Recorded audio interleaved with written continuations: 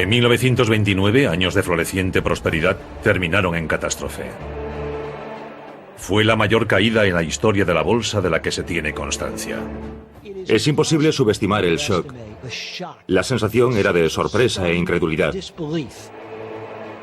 Los inversores novatos habían perdido prestadas grandes cantidades de dinero para especular en el mercado. El mercado reventó bruscamente y mucha gente fue arrastrada con él.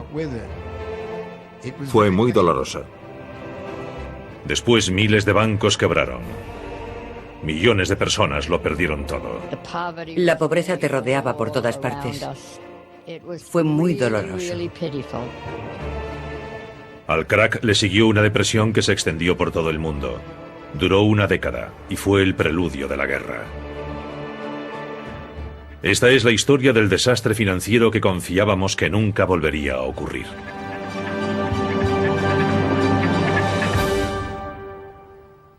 El gran crack.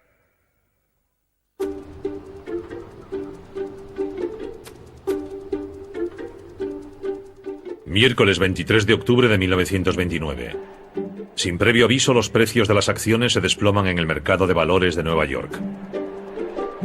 Los inversores están aturdidos.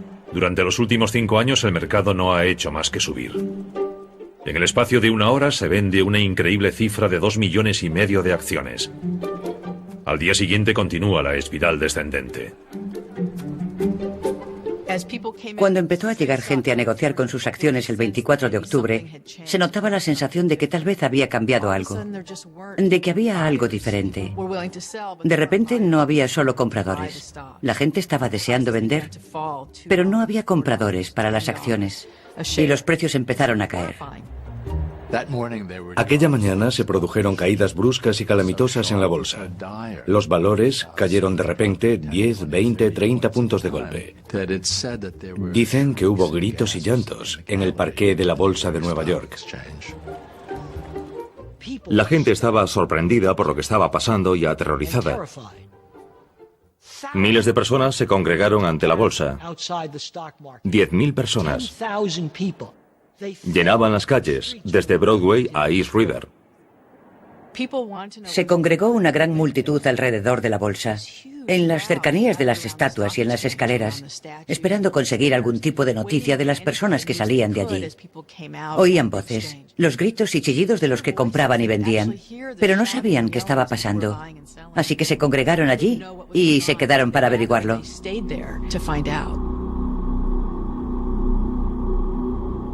Muy pocas de las miles de personas que esperaban se dieron cuenta de la magnitud del desastre que estaba a punto de producirse. Tampoco se imaginaban que en los 5 días siguientes una catástrofe financiera arrasaría los cimientos de la prosperidad de los Estados Unidos. Pero para comprender por qué se produjo el crack, debemos retroceder una década, a una época en la que la confianza estadounidense era tan grande que parecía que los buenos tiempos durarían para siempre.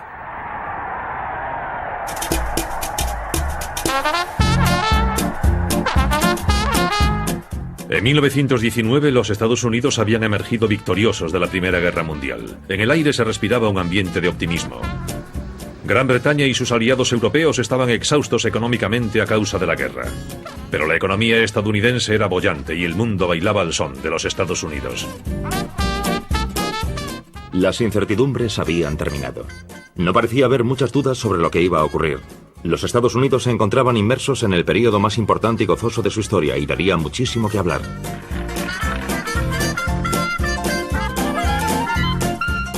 En los años 20 la vida cotidiana estaba cambiando. La electrificación transformaba a los Estados Unidos. Las ciudades se conectaban a la red eléctrica. Aparecían nuevas tecnologías, aviones, radios. Los electrodomésticos, que en un principio eran un lujo, ahora se convertían en una necesidad. La industria del automóvil también florecía porque la gente se había lanzado a comprar los nuevos automóviles de Ford y Chrysler.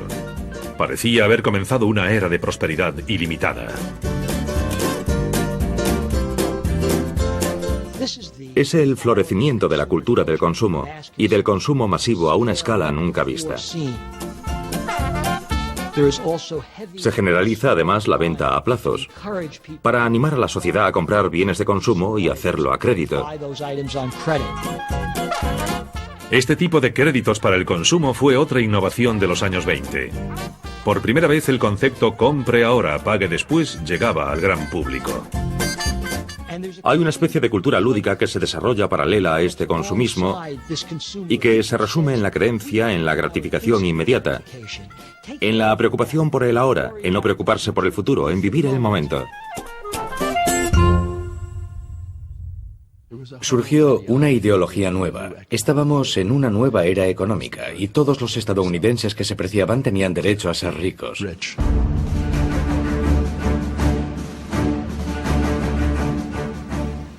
Con la facilidad para conseguir créditos y el incremento de la renta disponible, los estadounidenses buscaron nuevas formas de hacerse más ricos. Desde la Primera Guerra Mundial, el gobierno de los Estados Unidos había vendido bonos, los conocidos como bonos libertad, para pagar la guerra. Era una forma de conseguir dinero prestado de los ciudadanos que a cambio recibían el pago de intereses sobre el valor del bono. Famosos como Charlie Chaplin o Douglas Fairbanks habían sido reclutados para promocionarlos en grandes campañas. Los bonos libertad hicieron que mucha gente invirtiera en valores por primera vez. Por primera vez en sus vidas cobraban intereses cada 6 meses. Y los valores eran algo que podía seguir en los mercados. Cogían el periódico y veían a cuánto estaba su bono cada día. Los bonos libertad crearon una cultura de la inversión. La mayoría de la gente nunca había comprado valores y estos bonos consiguieron que la gente normal se acostumbrara a hacerlo. Pero hubo un grupo de personas que pensó que podría aprovechar esta nueva cultura de la inversión. Los banqueros de Wall Street. Durante años, Wall Street, el centro de las finanzas estadounidenses, había estado formado por un pequeño grupo elitista de banqueros que hacía negocios entre sí en una sociedad cerrada al público. Pero un hombre vio la oportunidad que cambiaría el mundo de las finanzas. Charles Mitchell, presidente del National City Bank, descubrió un segmento lucrativo en el mercado. Mitchell vio que los inversores habían comprado una gran cantidad de bonos del gobierno durante la Primera Guerra Mundial. Y se dijo, ahora que tenemos un público inversor, lo único que tenemos que hacer es sacar al mercado otros productos, como bonos corporativos, acciones, y decirle a la gente que son inversiones respetables. Mitchell era un vendedor nato, con una gran ambición. Si la gente era receptiva a la idea de comprar bonos para reunir capital para el gobierno, seguro que podrían tentarla a comprar acciones y valores para reunir capital para las compañías privadas que participaban en la bolsa de Nueva York. Y ellos sacarían un buen beneficio durante el proceso. Poco a poco, personas que nunca habían soñado con invertir en bolsa empezaban a hacerlo. Y las acciones perdieron buena parte de su estigma. Históricamente, las acciones habían sido consideradas demasiado peligrosas para la gente corriente. Pero en los años 20 la sensación era que invertir en acciones, de hecho, no solo era seguro, sino también fiable y respetable.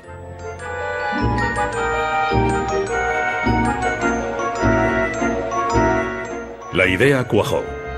Y para aprovechar este nuevo y lucrativo mercado, Mitchell abrió agencias de corretaje por todo el país, donde las personas que tenían dinero, pero no conocimiento sobre inversiones, podrían especular en acciones y valores. Este frenesí especulador alcanzó a todo tipo de personas, no solo a profesionales. La gente normal también empezó a participar en un número sin precedentes por todo el país. No solo en Nueva York, sino en otras ciudades, en localidades pequeñas. Por todos los Estados Unidos la gente estaba encantada con la bolsa. La tecnología lo hizo posible. Las últimas cotizaciones de las acciones llegadas de Wall Street podrían imprimirse a lo largo y ancho de los Estados Unidos gracias a la cinta de cotizaciones basada en el telégrafo.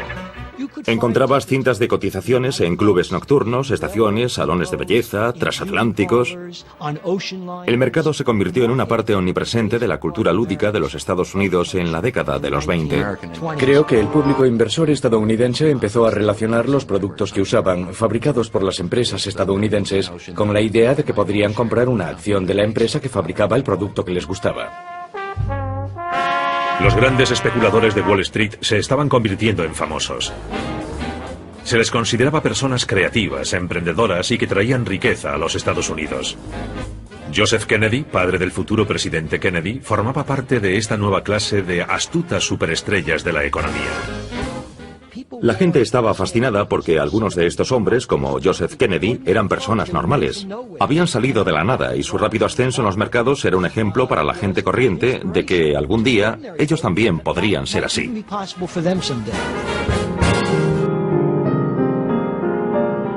La gente tenía tanta fe en el mercado alcista que empezó a pedir dinero prestado para especular en acciones en alza.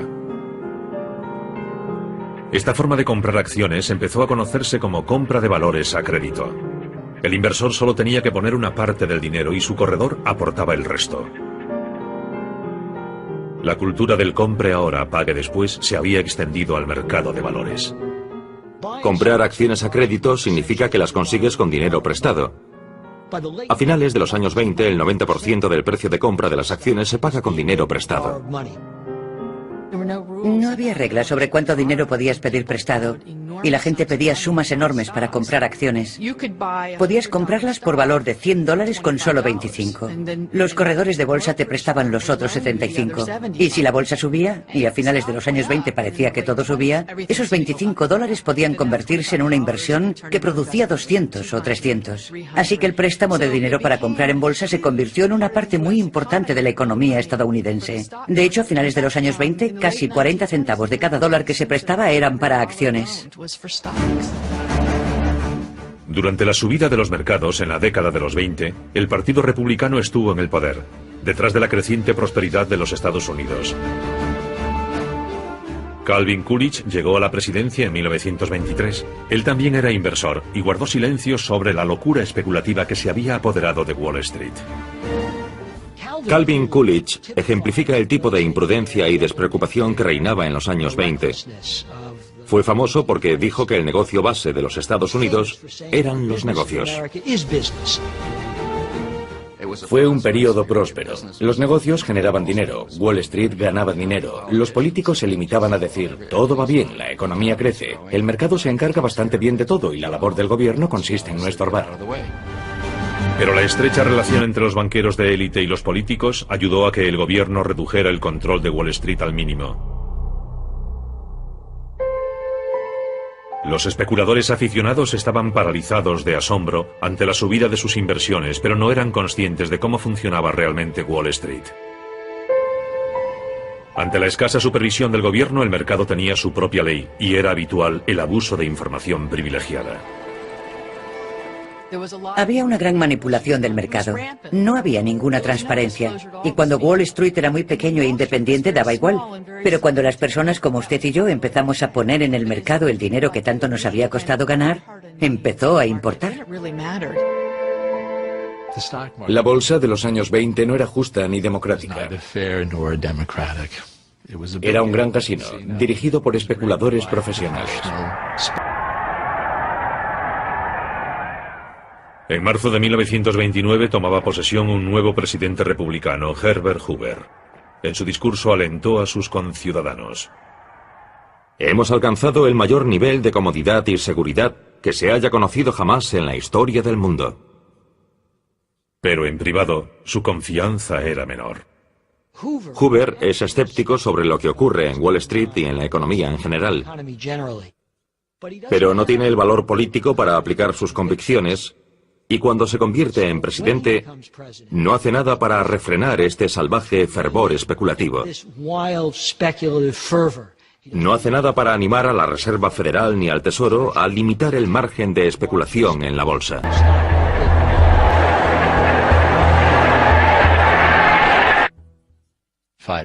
Cinco días después, la bolsa se desplomaba.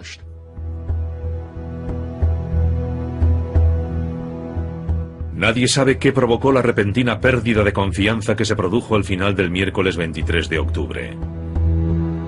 Pero de repente, una brusca caída en las acciones del sector del automóvil provocó un frenético negocio de última hora. Se vendieron millones de acciones de repente. Al día siguiente, comenzaba el gran crack de 1929.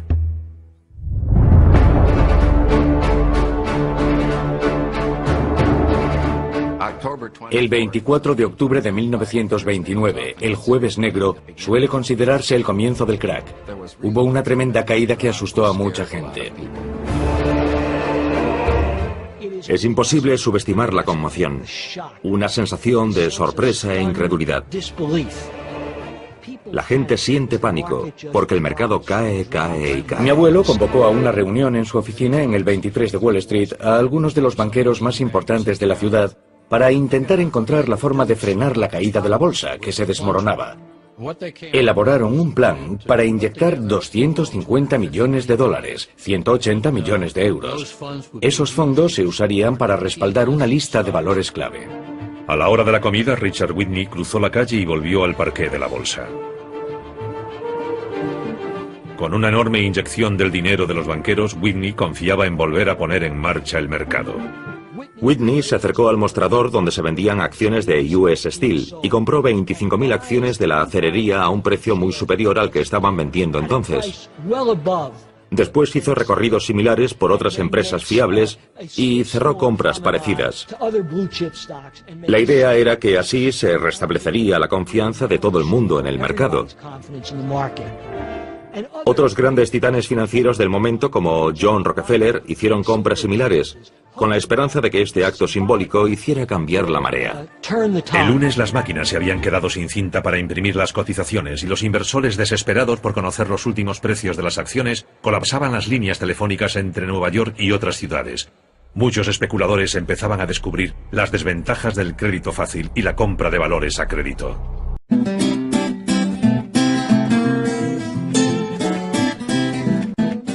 Se calcula que a la conclusión de estos 5 días de negocio, 25.000 millones de dólares de riqueza personal simplemente habían desaparecido.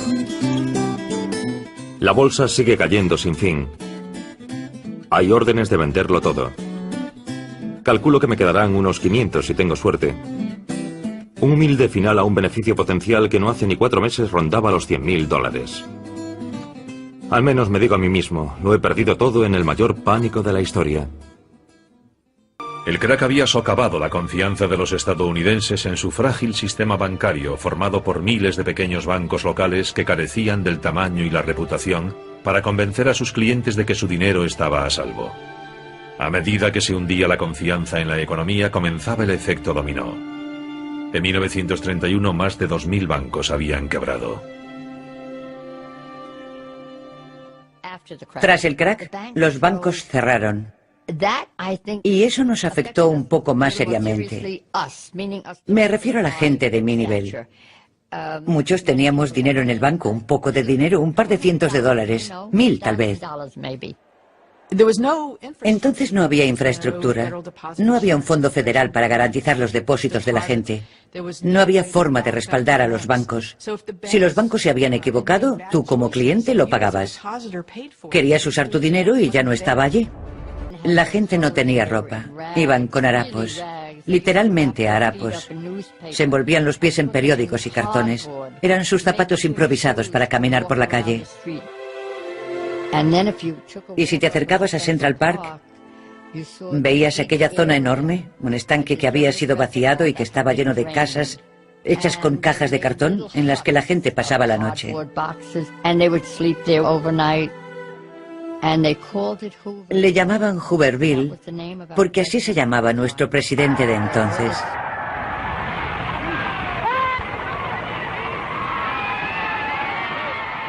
Pero en 1932, 12 años de gobierno republicano llegaban a su fin. I, Franklin Delano Roosevelt, do solemnly swear that I will faithfully execute the office of President of the United States.